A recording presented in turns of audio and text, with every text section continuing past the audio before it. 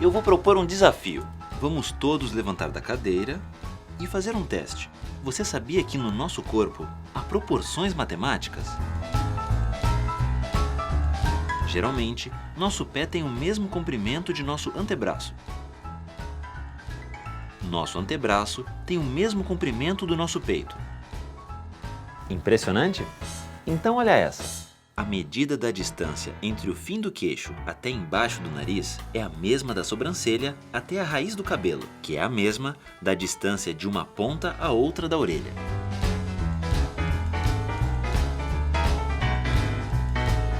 Mais uma? Então, meçam comigo. Nossa envergadura, que é a medida de nossos braços abertos de ponta a ponta, é igual à nossa altura.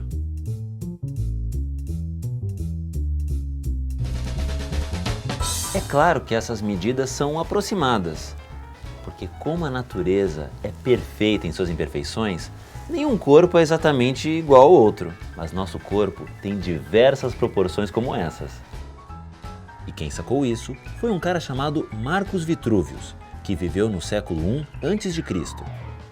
Marcus Vitruvius deixou essas descobertas registradas em tratados que ele escreveu por volta do ano 27 a.C.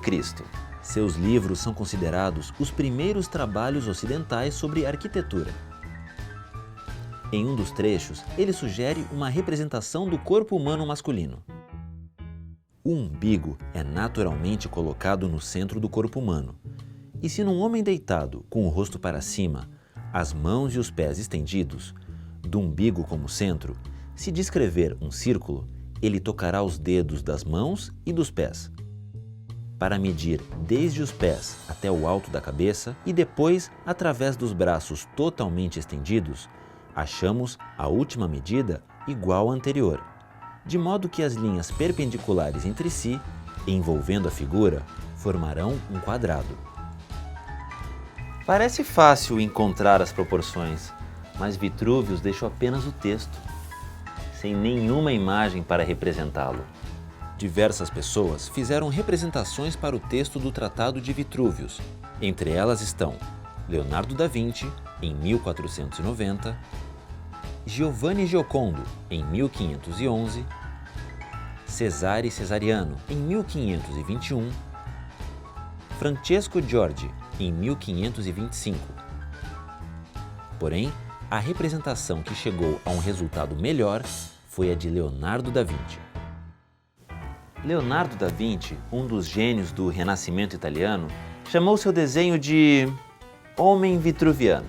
Entre as tentativas conhecidas para encaixar o corpo humano dentro da figura de um quadrado e de um círculo, seguindo as proporções, a de Leonardo foi a que mais se aproximou das orientações de Vitruvius. Uma das relações é a que tentamos medir na gente. A envergadura é igual à altura. Tem também essa, da sola do pé até debaixo do joelho é 1/4 da altura do homem. Se abertas, as pernas podem formar um triângulo equilátero, ou seja, todos os lados com a mesma medida. A área total do círculo é idêntica à área total do quadrado e por aí vai. Mas existe outro segredo escondido nessas medidas. Olha só, as medidas de diversas partes do desenho de Da Vinci parecem seguir uma proporção matemática baseada na sequência de Fibonacci. No século XII, o matemático Leonardo Fibonacci propôs uma sequência em que o número seguinte é a soma dos dois anteriores, começando em 0, 1. 1 mais 0, 1 novamente. 1 mais 1, 2. 2 mais 1, 3. 3 mais 2, 5. 5 mais 3, 8. 8 mais 5, 13. 13 mais 8, 21. 21 mais 13, 34. E assim até o infinito. E se a gente dividir o número seguinte pelo anterior,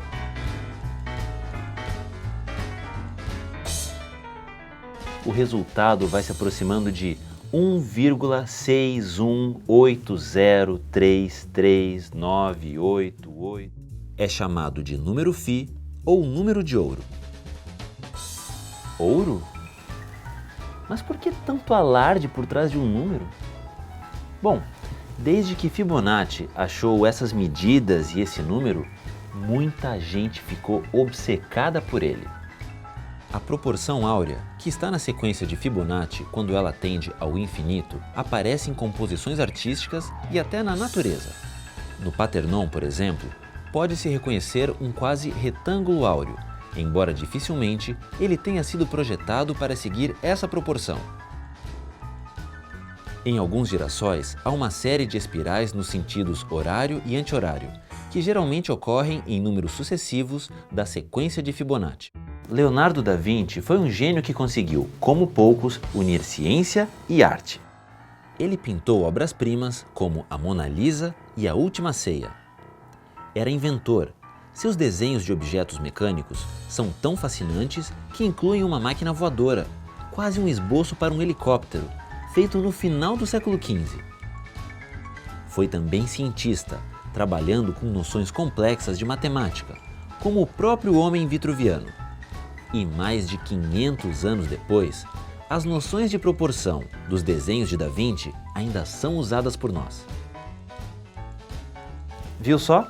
A geometria e a matemática estão em vários lugares. Só precisa estar atento, observar e identificar.